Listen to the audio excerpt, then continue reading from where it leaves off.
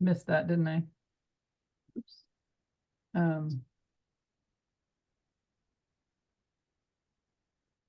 I'll just turn it to a PDF real quick and then put it in there for you. Okay, thank you. Mhm.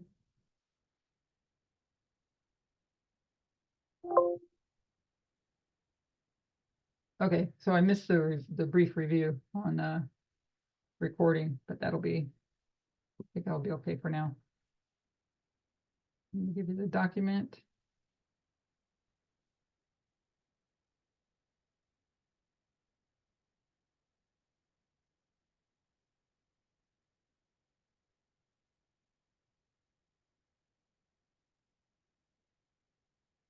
Okay, there we go. Okay, so this document is pulled from a few different articles, but the main article, I can't remember the title of it. I'll have to get it for you in just a little bit. Let's see. The urgent need for radical feminism today. And I found this when I was looking after Elder Parmenter did those last couple of studies, or a few weeks back, I started, really, it's the message of the hour, and we need to understand, if we're to be a radical feminism movement, what does that mean? What does that look like? So I ran across this article, and it helped me to really understand the difference between that, why radical feminism has failed, and why Roe was overturned. So it starts out with the article, the very top of the page, a quote: "It is well to note that from radicalism has flowed all that makes life better today than yesterday. It is now, as in the past, the only force capable of leading the world out of its night of hunger, hatred, and fear. Humanity advances over a path blazed by radicals and stained with their blood. So long as there is injustice, there will be radicals.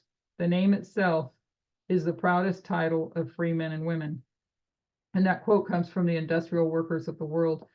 This article points out that the radicals of today learned from, those radicals of the past, but it also brings in with the labor unions, the work unions, and the work that they did, and the radical work that they did, and learned a lot from each of these movements. So when the crushing loss of abortion started to sink in during the summer of 2022, many feminists felt an urgent need to reorient themselves toward political activism and radical ideologies.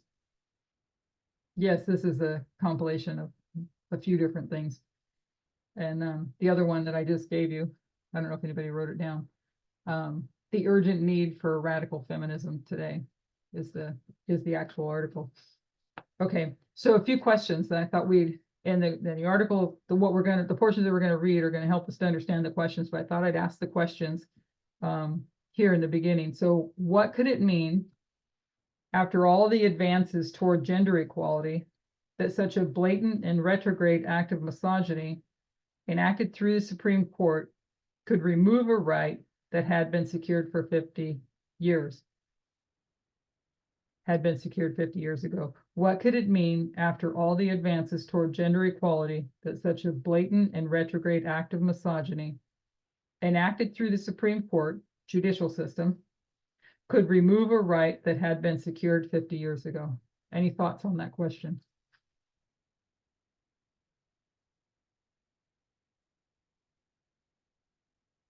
Do you mind reading that question again? Yeah. What could it mean, after all the advances towards gender equality? We were tracing some of that history of gender equality. What could it mean that such a blatant and retrograde act of misogyny, enacted through the Supreme Court, could remove a right that had been secured 50 years ago? Like, what I'm thinking when it says, what could it mean? What are we looking at the future? What does it mean that the Supreme Court does this great act of misogyny if they can overturn something that was secured 50 years ago? What does it mean? That our democracy is failing? That our government is it's not being run by the people anymore. It's being run by a minority. Yeah. What I see is those people or the system, they gave them the rights. That same system still exists. So that system who gave them the rights can also take away those rights. Yes, and that statement is actually made in that article as well too. How the rights that were given 50 years ago were fragile and could be at one point taken away. Okay, so the next question is, did this mean that all rights could be rendered fragile and subject to the whims of Christian ideologies and the far right? Yes. Yes, Yes, that's Yes. what I'm saying. amen. It can. We see what they've done already. It's just preliminary here. So I made a note in this, because some of these are my additions that for if anybody looks at the file. My note to myself was the 14th Amendment cases, in particular. Why the 14th Amendment cases?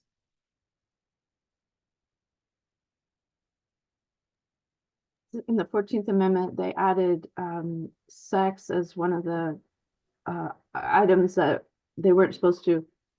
Oh, that's my word. Discriminate? Yes, discriminate. Thank you. Discriminate against, but because the word woman isn't in there to be specific, they can find loopholes.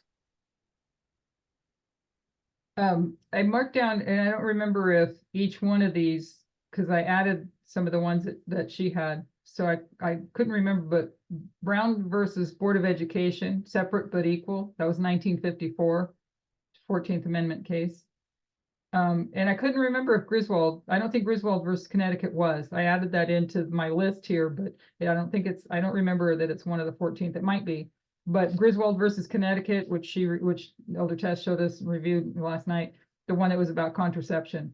It was, when you look at the, I think I want to do a share screen real quick. Can I make a brief comment? Sure. So I keep thinking about that word sodomy, right? Because of Susie's Bible study and the tracing of the word.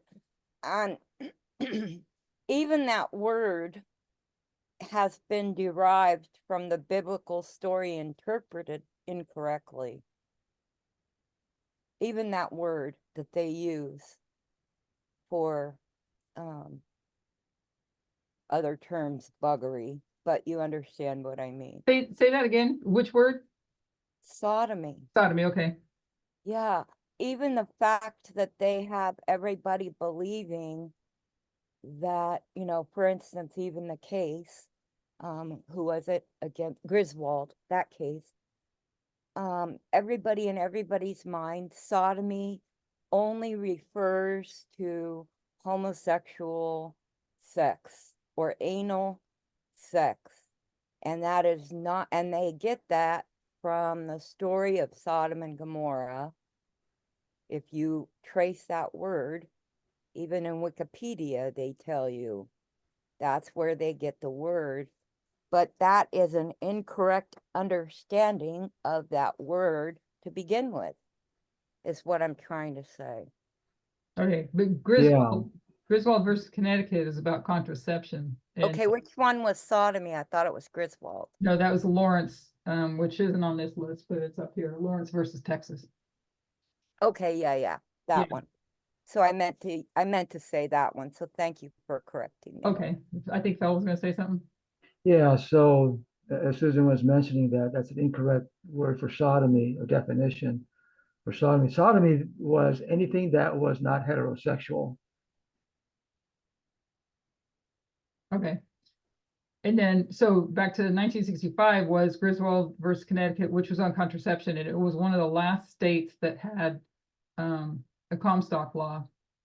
And, um, and so briefly, we'll look at something, and this was something that she mentioned last night. She was going through, this is the Wikipedia page on, somehow I wound up on the editing page, so it looks a little funny.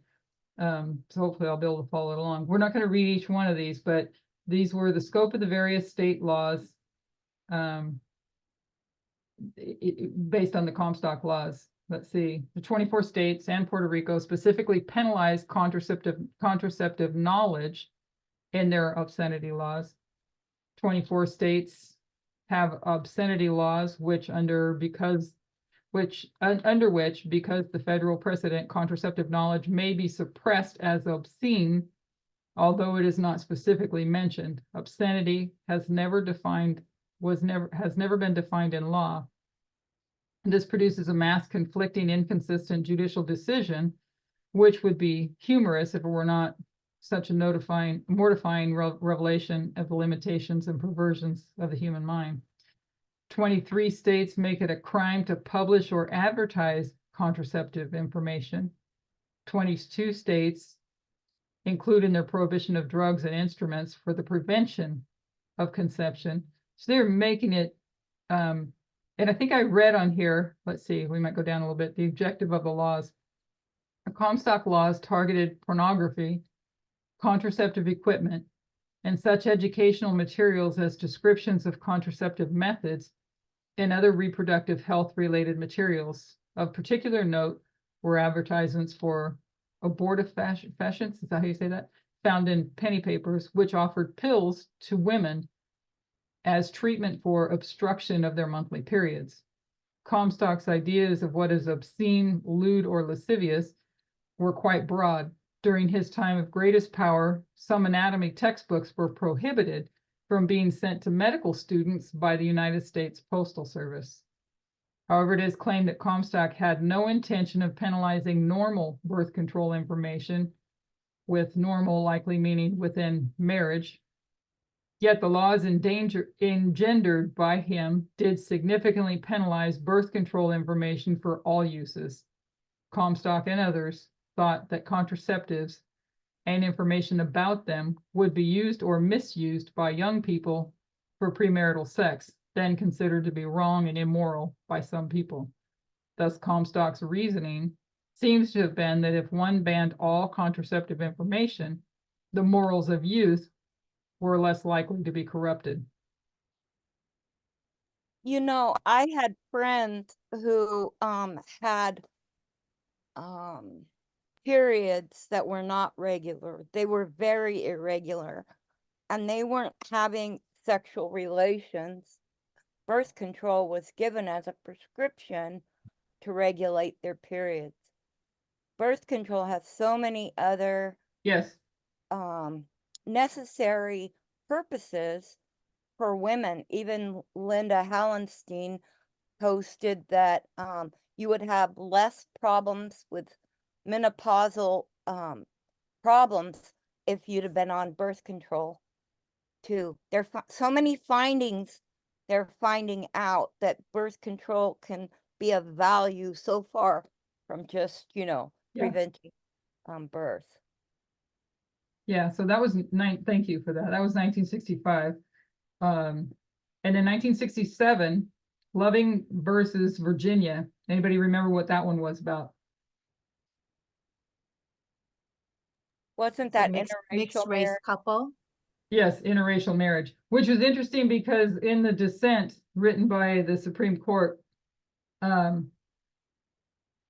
is that what you call it, where they after Roe was overturned, in what they wrote, I might have said that wrong, what they wrote, that Clarence Thomas targeted 14th Amendment laws, but he left that one out. Did not mention that one. So then you have 71, Roe v. Wade, abortion. I think I have 73 up there, 71. 1992, Planned Parenthood versus Casey, which is also abortion. And then you had 2015, Obergefell. So put those in there because of what Clarence Thomas said, and because of what the first and second question asked. What does it mean? What could it mean? And do we think all those rights could be overturned? looking at what the judicial system is set up to be right now.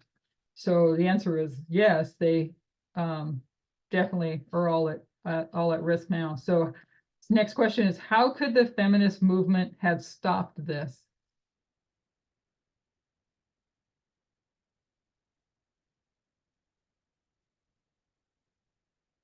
Any thoughts on how could the feminist movement have stopped this? This is the overturning of Roe.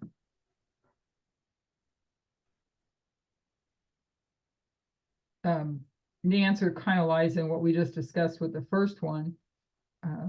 What we're going to look at a little bit more, but just the mentioning of the 14th Amendment cases, how could the feminist movement, it was the approach that the liberal feminists took. So liberal feminism did get Roe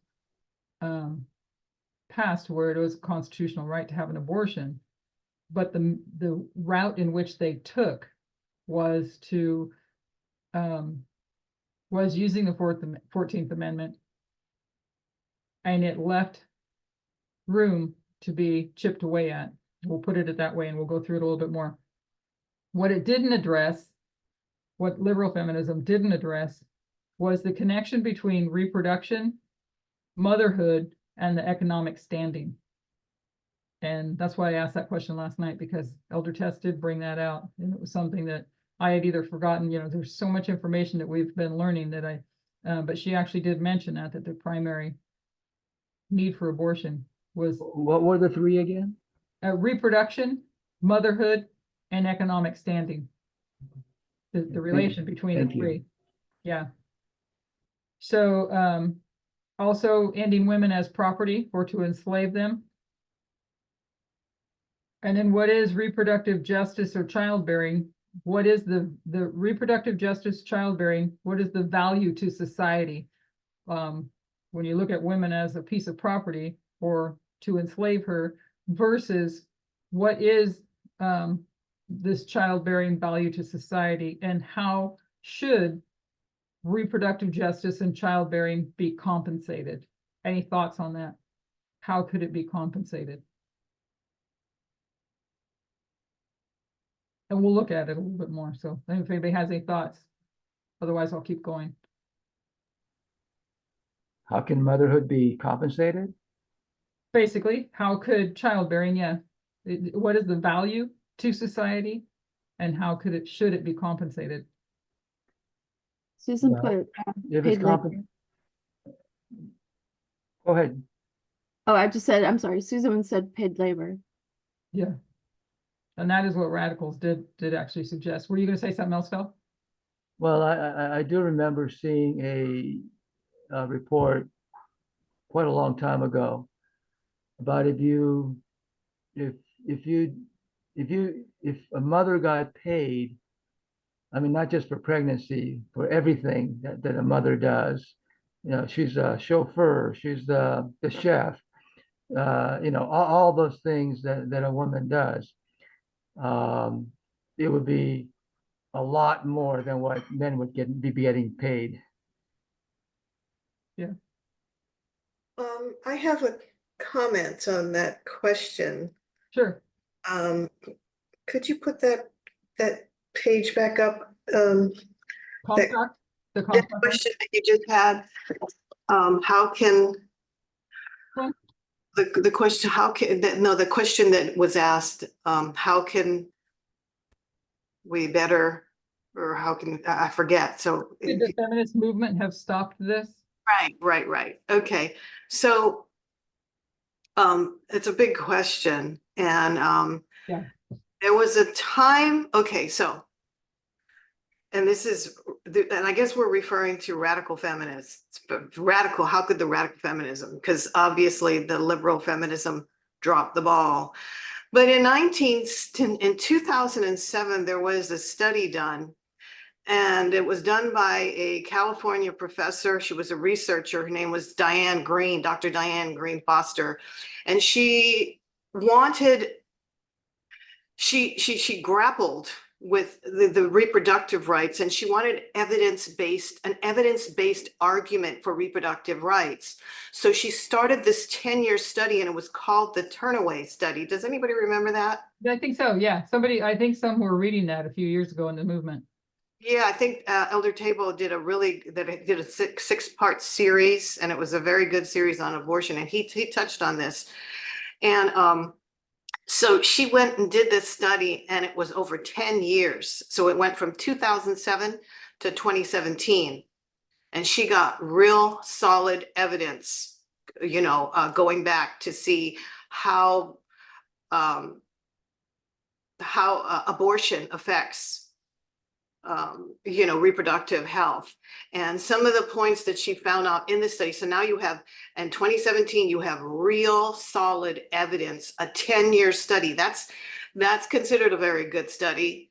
It cost money. It's a very vast study. So she had solid evidence. So the radical feminism in 2017 had this evidence to defend women's reproductive rights. And some of the key things that she found out in this study was denying a woman an abortion creates economic hardship and insecurity, which lasts for years. And they went back like 4 years, 5 years back to see how these women who were denied an abortion, how it affected their lives. And women who were turned away and went and had to give birth experienced household poverty, and that lasted again like 4 or 5 years. And then years after the abortion, they found that the women, like the men, they were likely to stay with very violent and abusive partners. They were also highly likely to end up with being alone raising that child. They found that their financial well-being, and the development of the children had very negative impacts mentally, psychologically. The children were worse off that came from this poverty. And there's more details about this. And then giving birth is connected to more serious health problems from having an abortion. And so she has all this, and then there was much more to her study. So we have real solid evidence to back up why abortion is so necessary for society as a whole. I mean, because it affects so much things economically, and they found that states that ban abortions, they economically went down. I mean, like across the board. They're just economically, like you look at some of these some of these red states, and, their cost of living is down. I mean, their minimum wage is very low. I mean, their everything, their whole economy went down when these things. So it's just, and it's not coincidental when women's rights are being taken away. So anyway, what I'm trying to get at is, so every time we hear the argument, whether it be in the Supreme Court and courts, and state courts, of how to defend abortion, I never really heard the Turnaway studies. I never heard about the defending women's rights, and how it would be. What happened to the Turnaway studies that this woman did for 10 years, cost millions of dollars? They had solid evidence. Where was the radical feminist to defend this? Because all I ever heard about defending when they were against abortion was, when life starts. That was the major argument, and they could have. There's no evidence. For one, how can you defend a cause when there's no evidence? Nobody knows when life really starts. That's like an opinion that people give, well, we think, spiritually or religiously, we think life starts here. And then some people say, well, I think life starts here, but there's no real solid evidence to prove that. But yet in a court of law, in the Supreme Court, they use that no evidence basis of argument, and they win. And when we have solid evidence here, solid 10-year study showing how reproductive rights, denying a woman their reproductive rights, affects not just women, but all society. And how they dropped the ball, I don't understand, because they had everything there to defend it in a court of law. You have everything. Now, equal, and again, you go back to the Equal Rights Amendment. When Mrs. Shafley succeeded in destroying that, why didn't they pick that up again? Because I guarantee you, I highly guarantee you, had that Equal Rights Amendment been ratified and we had women, the word women in there and protecting women, it would have been real as a 28th Amendment, I think it was. I think they were trying to make it a 28th Amendment. If that was in there and women's rights were solid, you could therefore from that point could not discriminate, quote, women before being women. That would have changed everything. And Alito had mentioned that. And one of his arguments, well, we don't have a precedent. We don't have, that, so that's out.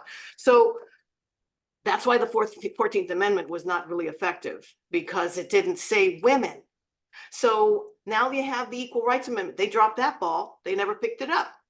That was gone forever, I guess. I don't know why, because that would have done it. That would have been so difficult to pass, to overthrow Roe v. Wade. It would have made it a lot harder. So, there's so much, I don't mean to go on a tirade, but anyway, that's just my, Okay. I just can't believe you had everything. You had to defend women's reproductive rights. Everything was there. You had evidence. You had people taking lots of money, lots of time, and doing all this. And for what? No one used it. Yeah, when everything that you're saying makes me think of that quote by In the Spirit of Prophecy, that the moneyed men, I think is it in education, that the moneyed men of the world cannot solve the problems, something like that. Why can't those, if you have such evidence that shows, because that's what this kind of gets at, is women standing in society, because women are half the population, therefore they're half the economic solution.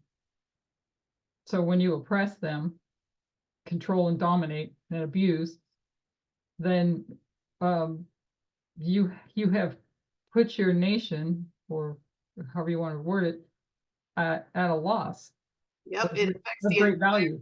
What people don't understand is when you suppress women, it affects the entire society Exactly. as a whole. So they can't solve the problems because they hate women. Right. And they don't, and why people don't, if I was a lawyer, Threatened. yeah, if you were a lawyer and you understood this, why not take the evidence that's already here to defend it? Why not use that? Yeah, I know the patriarchy is powerful. Of course, they're always going to be powerful. But if you keep having that mentality that it'll never happen, then okay, then maybe the radical feminists did that. Maybe they said, well, this is just not possible. Oh, it's just too powerful. We just that's dropping the ball. I think That's something giving up. to go back to the original, the very first quote. It is well to note that from radicalism has flowed all that makes life better today than yesterday. It is now, as in the past, the only force capable of leading the world out of its night of hunger, hatred, and fear. Humanity advances over a path blazed by radicals and stained with their blood. Have the radicals in feminism given their blood? So long as there is injustice, there will be radicals. The name itself is the proudest title of free men and women. So did the radicals, in this case, give their blood? Just a thought. Thank you, Donna, for bringing that study up, because that's another one that if you want, or somebody else wants to pick up on, but if you wanted to, that'd be a good study to work on, to bring to Yes, that would be, yes. And then the last question, what could a radical refusal to play by the legal rules provide that liberal feminist ways of thinking could not? So what could a radical refusal to play by the legal rules provide that liberal feminist ways of thinking could not? And radical, we know, means to be living, to be working to go against the structure, to go against the system, working outside that system. Okay, so yeah, I think that would be a really good study to add too, in helping us as we Okay, I think approach. I'll take that on. You what? I think that'd be a good study too. I think I will take that on. I'll mark you down for that. Okay, oh my gosh. I would Okay, love to.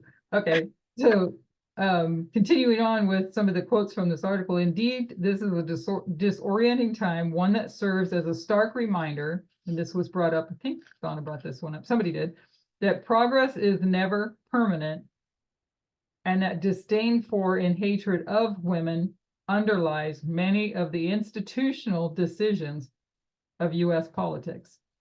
So progress is never permanent, and that disdain for and hatred of women underlies many of the institutional decisions of US politics.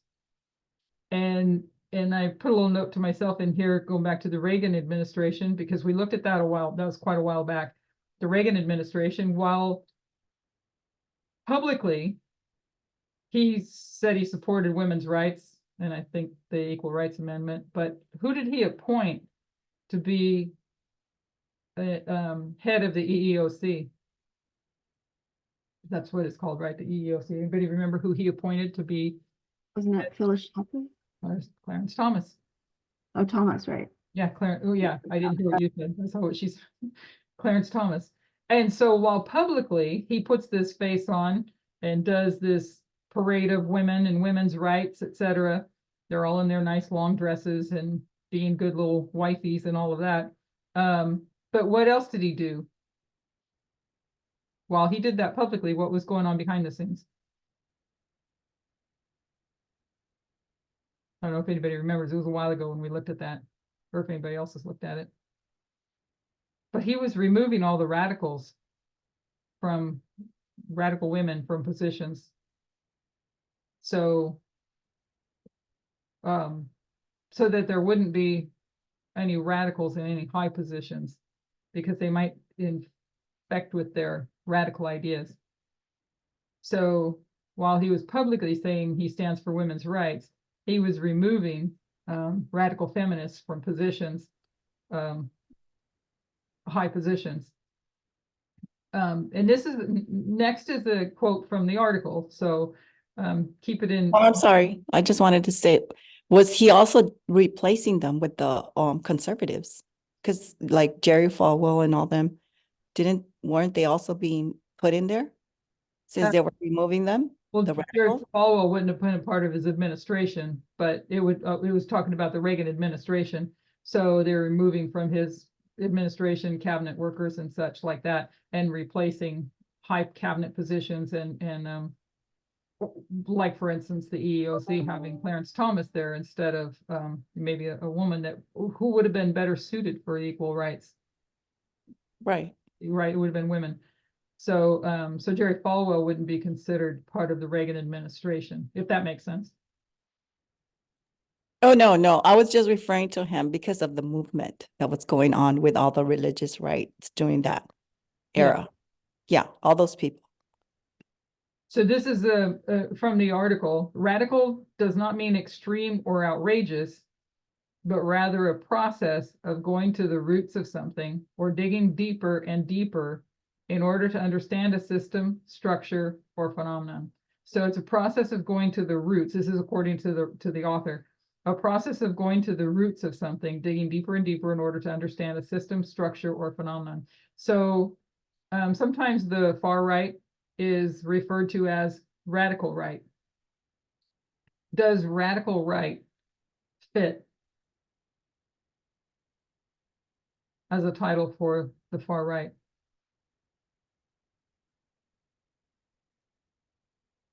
Radical is a process of going to the roots of something, digging deeper and deeper in order to understand a system, structure, or a phenomenon.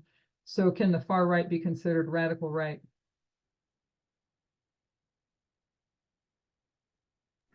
According to the definition, it seems so, Seems so.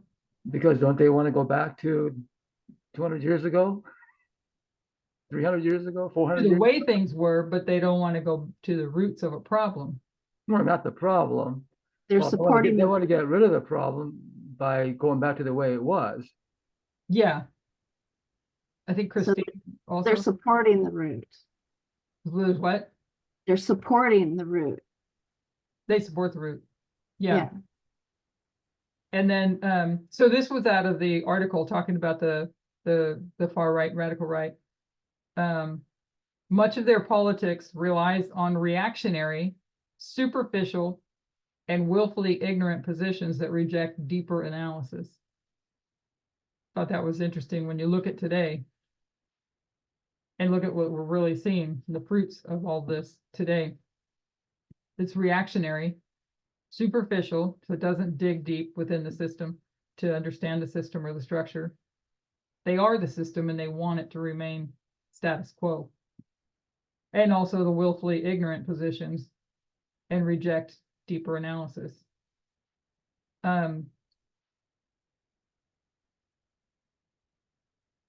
So I put a definition in here for reactionary, a couple of different definitions. Of a person or a set of views opposing political or social liberalization or reform.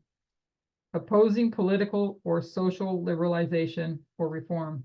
And then the other one is in political science, a reactionary or a reactionist is a person who holds political views that favor a return to the status quo, that's what I think what Fell was saying. They want to return to the past, the status quo, the previous political state of society, which the person believes possessed positive characteristics that are absent from contemporary society.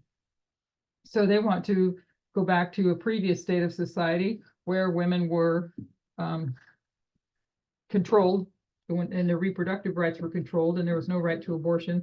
They want to take us back to women having no rights. Which is a shame based on everything that Tana was just sharing of how damaging that is to a society economically. So radicals of all types working in many movements have paid with their blood and have faced terrorism by white supremacists and anti-labor organizations for over a century. So again, that one's pointing out what the first quote talked about. Radicals have paid with their blood and have faced terrorism by white supremacists and anti-labor organizations for over a century. And just a note, I did not go to this, I might have skimmed the article, but just a headline that caught me as I was working on these notes.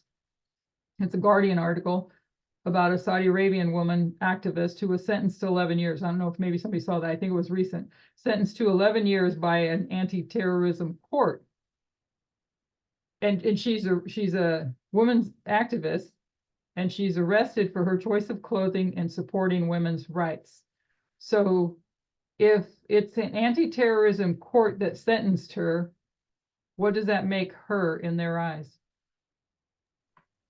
Terrorist. Right. That's how I took that. And just because she wore different clothing? Yeah. For her choice of clothing, and she supported women's rights. So that's how I took that. If it's an anti-terrorism court that tried her, then that court focused. Well, I suppose the men felt threatened, I guess. Yeah. So continuing on with the article, radical feminism comes from a context of thinking about and rebelling against the root structures of women's oppression. Their ability to conceptualize radical ideas or engage in deeper analysis of women as a class or caste was modeled, at least in part, after the way their elders thought about coal miners, railroad workers, soldiers, and factory laborers. Because this article is touching back on the labor rights and labor unions that fought with their blood for when it came to working rights. So through immersion in radical movements, let's talk about the radical feminists of today, learned from those before them. Through immersion in radical movements, they learned that working within institutional structures failed to address the root causes of social problems. So radical feminists, this is where they're learning from, radical feminism learns that working within institutional structures, this is based on history, fails to address the root causes of social problems. So just in that alone, what are we looking at when we're looking at liberal versus radical feminism? What did liberal feminism do?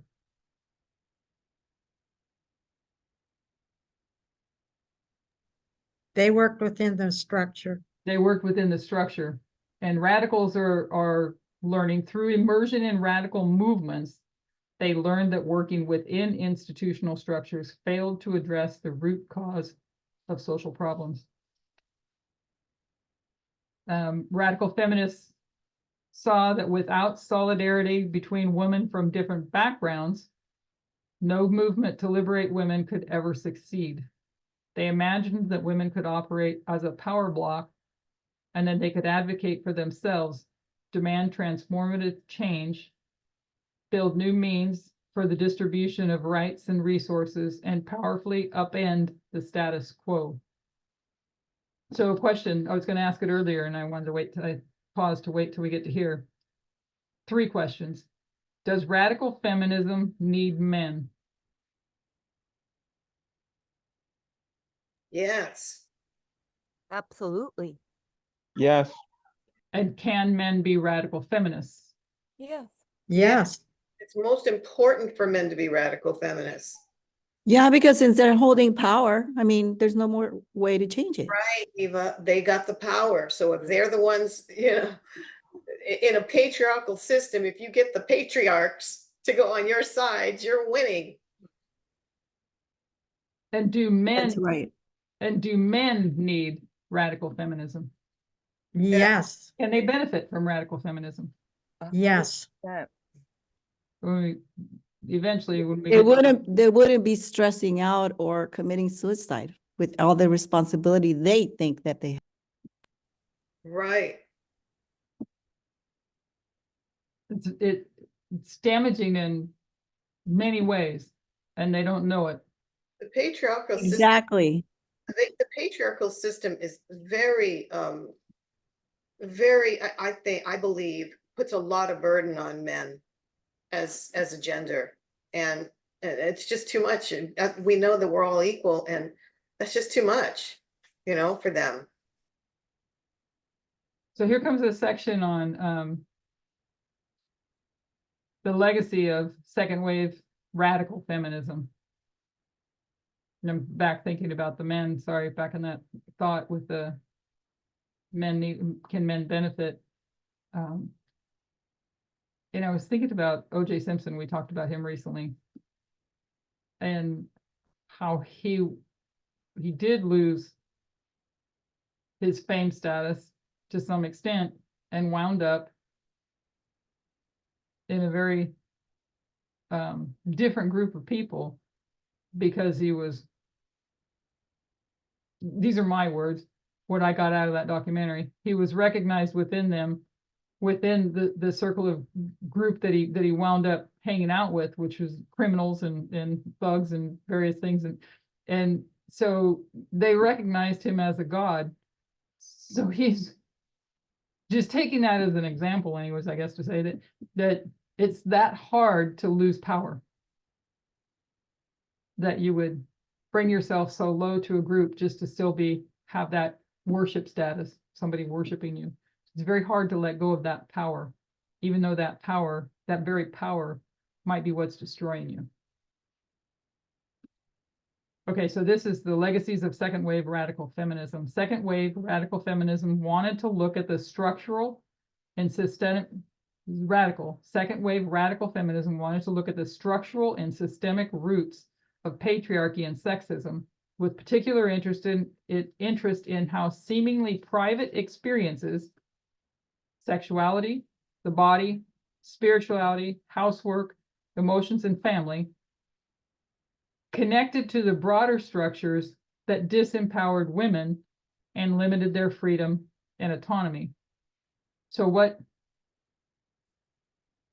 what structure disempowered women and limited their freedom and autonomy? It's patriarchy. So I'll go through that one again then. Second radical feminism wanted to look at the structural systemic roots of patriarchy and sexism, with a particular interest in how these private experiences, sexuality, body, spirituality, housework, emotions, and family, how those experiences connected to the structure that disempowered women. So they wanted to go to the root. They wanted to go to patriarchy and sexism and see how these structures disempowered women and limited their freedom and their autonomy. The work being done for women's rights had focused too much. This is by the, says the radical feminists, these radical feminists worried that the work being done for women's rights had focused too much on accommodating existing structures rather than reimagining those structures in their entirety. So you have during this time where we're looking at second wave feminism coming up to the place of Roe v. Wade, that liberal feminism was focusing too much on accommodating the existing structures. So liberal feminist ideologies rarely diminished men's social and political power. Moreover, liberal feminists, and what did Elder Chess say last night in that study? That power, how did she say that? If anybody remembers, when it came to their power. I think she was repeating what, I don't know if somebody can remember what she said on that when it came to power. And she was talking about McConnell, I think. So liberal feminist ideologies rarely diminished men's social and political power. Moreover, liberal feminist activism typically served a more narrow group of women rather than expanding out to include women on the margins or in conditions of precarity. Only power is true power. Thank you.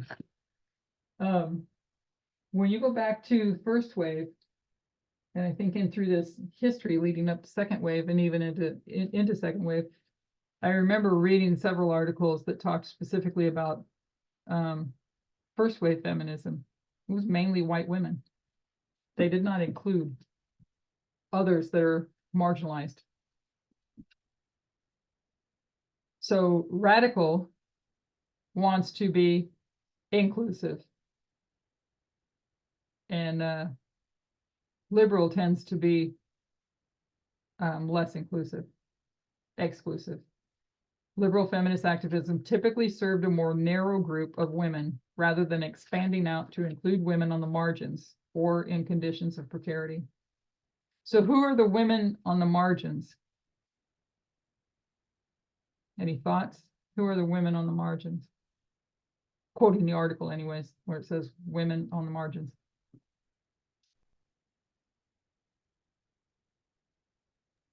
Minorities? Your minorities, Black women, okay. Who else might it include? Trans. Yeah. Trans, queer, and non-binary. Why? Why does it need to include them?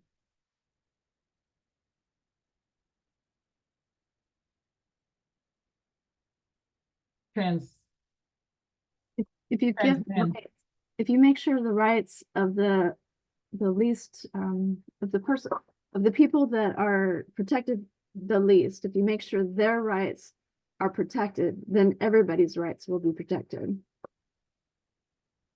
right? And in the Equal Rights Amendment, they did have language in there to protect LGBTQ in there too. They did have that. It's amazing how naive I know I was. I know I've mentioned this a few times and I have the title written down, so I remember it now, and I just reviewed it. But on Amazon Prime, the gay rights, gay civil rights movement, in the documentary called When We Rise. And I just reviewed it, like I said, last week. And it really is amazing to see what humanity does to humanity when you're just all human beings. And why the fight to say that one human being is supreme over another human being, and therefore deny rights that are supposed to be for all. It's really, to me, really, I'm thankful to be here and a part of this and understanding this, instead of the views that were embedded in me from a lifetime and even from my Christian journey. And I say, if we truly wanted to follow God, then we find the truth and we follow that. And that took the methodology that opened up this study so that we could understand the Bible correctly. So for that, I'm very thankful. So radical feminists not only wanted to target a wider range of oppressions, going back to When We Rise, we've talked about it before. This is the, I think it starts in the early 70s. I think the documentary starts in the early 70s. And you have the gay men, the lesbian women, and the women's rights, the now women. And they're all fighting amongst each other. They're all oppressed, but none of them want to have anything to do with the other. And they come together, realizing that they're all oppressed and the power that they could have together by fighting for each of their oppressions. So radical feminists not only wanted to target, and you can see if you go back and watch that documentary, they also suffered, gave their blood for the cause. Many of them gave their blood for the cause. Radical feminists not only wanted to target a wider range of oppressions, they wanted to engage in more aggressive public actions that challenged power structures and demanded far-reaching change. These firebrand feminists knew that powerful entities would not concede power without a fierce public struggle. You can watch that struggle in the gay civil rights movement in that documentary and look at, and then contemplate liberal versus radical feminism and why did radical feminism fail. So radical feminists understood the role of race and class in women's liberation. And I did, because I need to better understand things along the way. I wanted to look up class and just what they're talking about in class: socioeconomic status, education, income, overall financial security, occupation, living conditions, resources, and opportunities afforded people. So radical feminists understood the role of race and class in women's liberation. And the links between the civil rights movement, the women's rights movement, and labor movements were critical. So this article is pointing out the connection here of civil rights, women's movement, and labor movements. And it referenced labor movements earlier, how people had looked back at the history of these fights for workers' rights and the struggle that took place, and the radicals learned from them. Okay, so radical feminists understood that all progress could be taken away. So we're seeing that again, whereas it said it before in a different way, that you could lose all these rights. What you have could be taken away. So radical feminists understood that all progress could be taken away, and that all rights were hard-earned, and that no activist could rest on their laurels or imagine that change has arrived. So where it did say it's linking between civil rights, women's movement, labor movements, I made a note to myself, I would also include Stonewall as well. That was a very radical movement. So radical feminists understood that all progress could be taken away, that all rights were hard-earned, and that no activist could rest on their laurels or imagine that change has arrived. So picture yourself, us women in particular, we'll use the topic of women. Myself, I know that I was born into a time where, oblivious to it, that in my lifetime, women couldn't even have their own checkbook. They couldn't have their own bank account. They couldn't buy their own car. All of these things had to be done through their husband. And yet they were able to work and earn income, but it was who was in control of it. The man. The men. I wanted to just make a quick comment. Even when you brought in Stonewall, they didn't agree on the trans community. That was what fractured radical feminism from within too, because you have the trans exclusive. Yeah, we're gonna get to the Okay. yeah, we're gonna Yeah, get but to I the- was just thinking about that. So they didn't have gender. You named the two things they had agreement on. What were they? You just named them.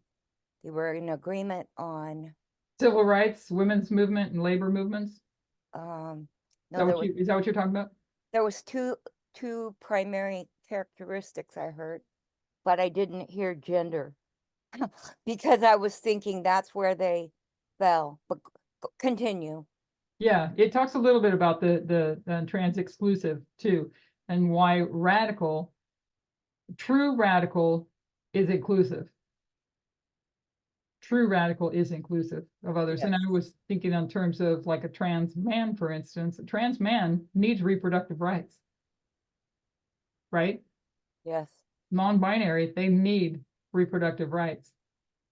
And Yes. queer, they need reproductive rights. So resting on your laurels,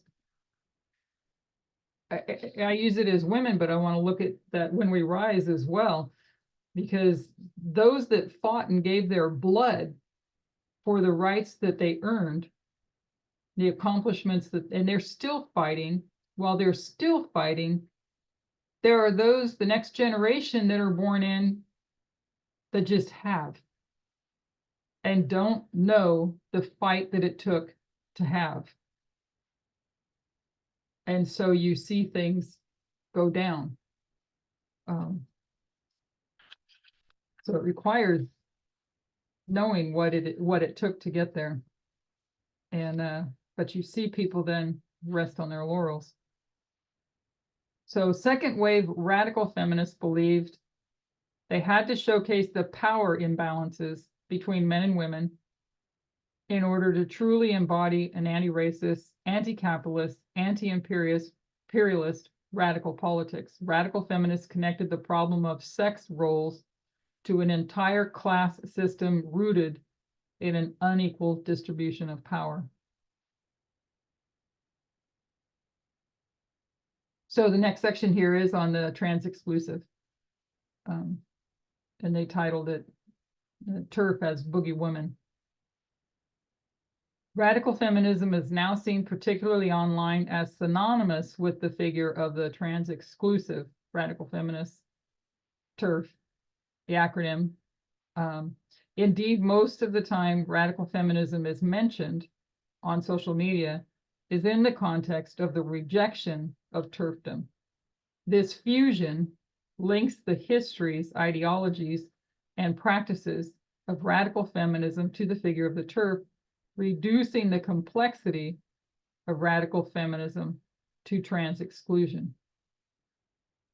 Political organizing around reproductive rights, abortion, menstruation, and increasingly and vocally embraced the fact that trans and non-binary people are central to struggles for reproductive justice, abortion cases, abortion access, menstrual equity, healthcare inclusions, etc. Trans, non-binary, and genderqueer activists have always been and will always be a key constituent of the feminist movement. Why? I think we just kind of talked about that, but why? Well, the feminist movement isn't just for women, it's for all humanity. That's the basic answer. So any human being could be a feminist. Any. So Hi, Randy, Elaine. go ahead. Hey, okay, could you, if you don't mind, please reread that last paragraph?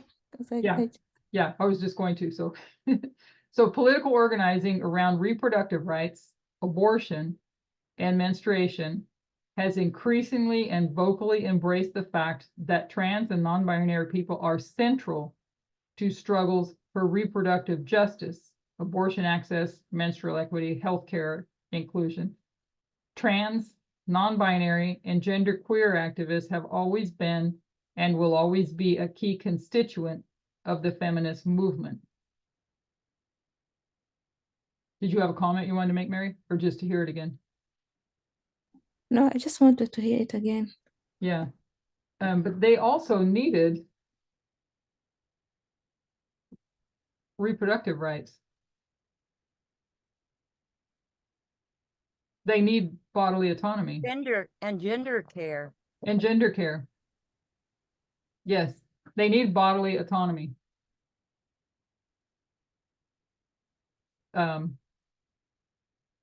Which they're being denied now. Not totally yet, but it's going that way. Right.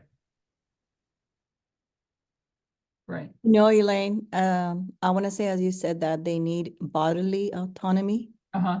It just struck me like, how dare, dare, like Kamala Harris says that, how dare they, make these laws and have all these hatred against this group. Yeah, I was just sharing that. It's just like, it's mind-boggling, but beyond that, it's just unbelievable that the human beings think they're better than they are. Yeah, it is, isn't it? So we are, yes, trans-inclusive radical feminists. Yes, and to deny the right. So I was thinking of something, trying to recall a thought that I had. I think it was something on Facebook. Oh, it was a Caitlyn Jenner thing. Twitter. And her believing that Trump is going to protect. It's hard to say her in this case. That Trump will protect women and girls in sports. So I would have to assume, therefore, that Caitlyn Jenner really isn't Caitlyn.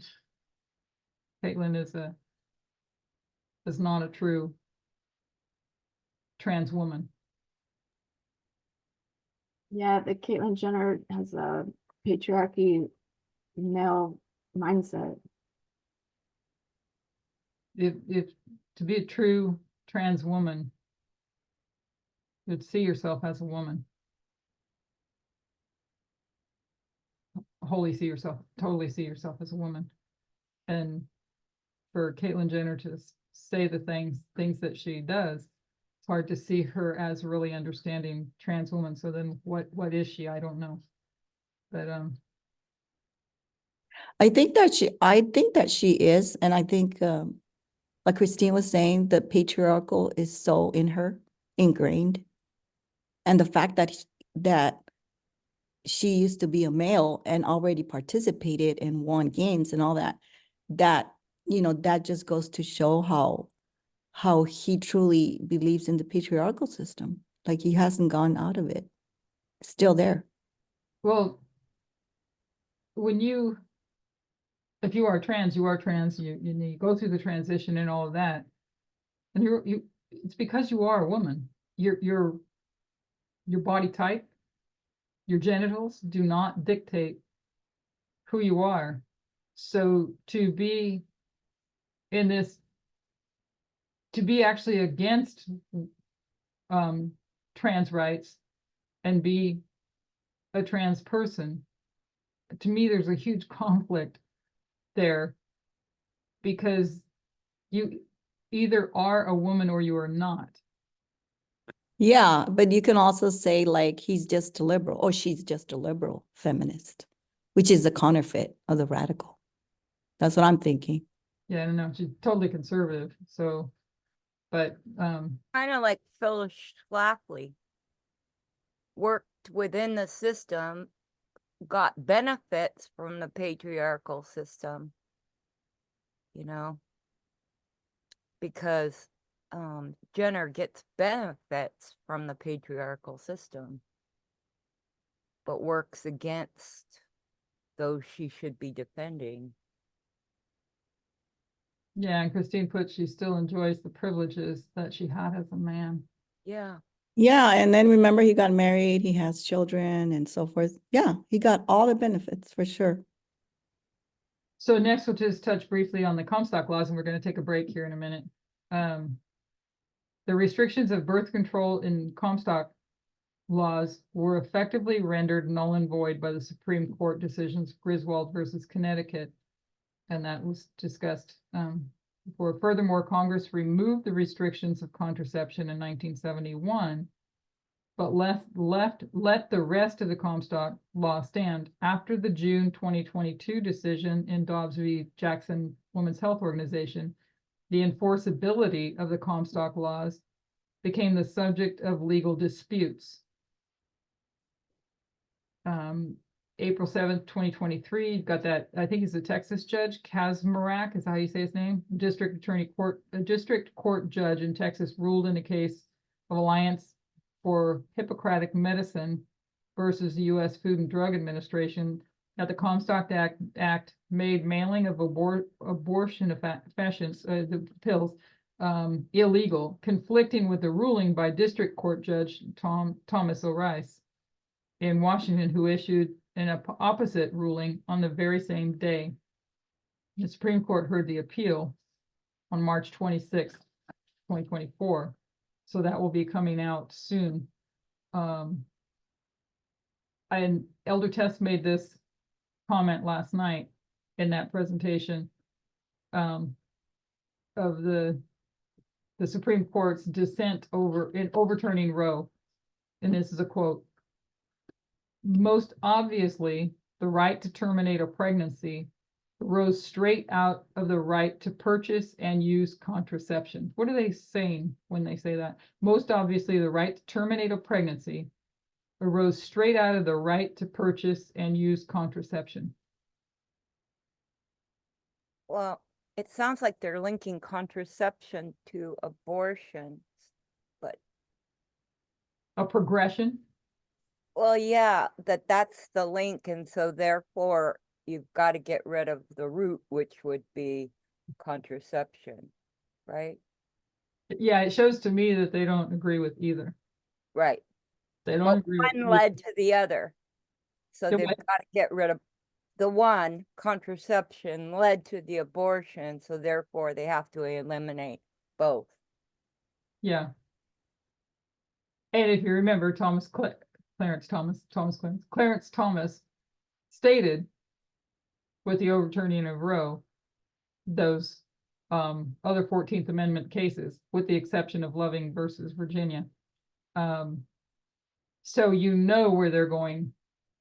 But what about condoms? I'm sure they'll keep Well, condoms in place because that's for a man's protection. yeah. If you remember last night, what she talked about gonorrhea, when men were coming back from World War I with gonorrhea, Right. that now then it's they okay to did talk about something. sexual health. Yeah. But that A actually, lot of times women didn't have any symptoms like the men did. So your only way to know that you had it was for the person you had slept with to reveal to you that they were being treated for it so you could go get help, because women didn't have the symptoms of gonorrhea or syphilis, I don't believe, the same as men did.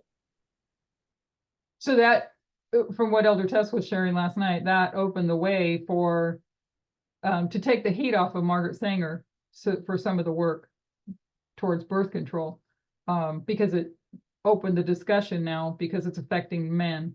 And I think that it's interesting too. Marcia said Elder Tess made a point of emphasizing emancipation was a twofold. Yes, and I have that on the board. We're going to go through that. That is a twofold. That Plan A was contraception, Plan B was abortion. And thank you, Marcia. Anyways, I lost my train of thought on that. So we'll go ahead and take a break here, and we'll come back at let's come back at 10:40, and we'll continue this discussion. Does somebody want to close this in prayer?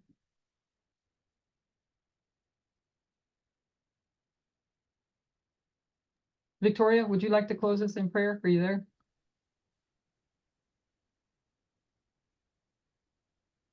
be there.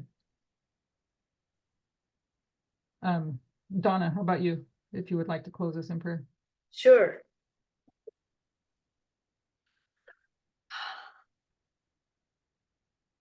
Holy God, righteous and true, we thank you for your goodness and mercy upon your people. We thank you, Lord, for this Sabbath day and for the study that Elaine has brought to us. It is so necessary. It is so applicable for our time today and the things that we're going through in society, the external as well as the internal, Lord. How this happened, how reproductive rights have been taken away from women. We need to know. We need to know how this happened. And we need to know how we can rectify it.